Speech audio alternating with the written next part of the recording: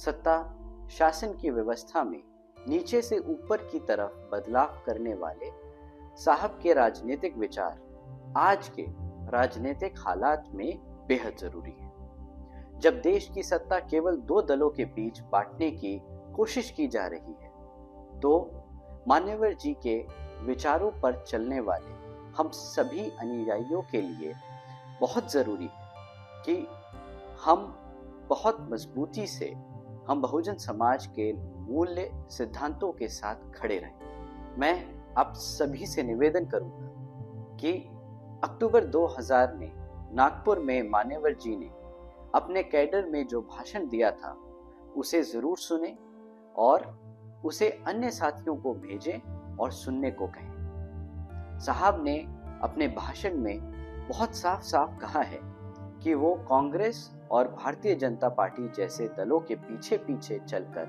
दलित, शोषित, वंचित समाज के लिए राजनीतिक सत्ता पाना नहीं चाहते हैं, बल्कि वो इस ऊपर से नीचे चलने वाली सामाजिक व्यवस्थाओं को बदलने वाले हैं।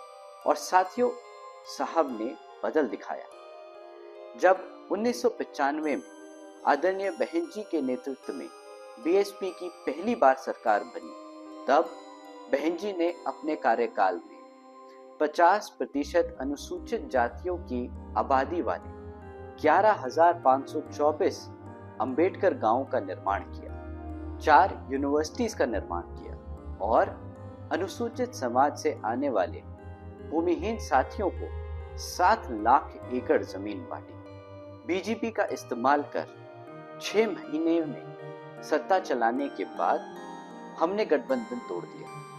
तब मान्यवर जी ने गठबंधन को लेकर जो राजनीतिक विचार दिए थे उसे हमें आज याद रखना चाहिए। उन्होंने कहा था कि किसी भी गठबंधन को लेकर क्या करना है ये लगातार सत्ता में रहे कुछ लोग तय नहीं करेंगे, बल्कि जो कभी सत्ता में नहीं रहे अब वो अपनी शर्तें खुद तय करेंगे। साथियों, हम बाबा साहब डॉक्टर भीमराव अंबेडकर जी के मिशन पर निकले और मान्यवर साहब श्री कांशीराम जी ने शासक बनने की जो राह दिखाई है उसकी पहली शर्त ये है कि बीएसपी क्या करेगी वो अब बीएसपी खुद तय करेगी, सत्ता का सुख भोगने वाली पार्टियां नहीं। साथियों, बीएसपी के संस्थापक मान्यवर साहब श्री कांशीराम जी और आदरणीय बहन कुमारी मायावती जी ने देश में जो सामाजिक और राजनीतिक बदलाव लाए हैं उसे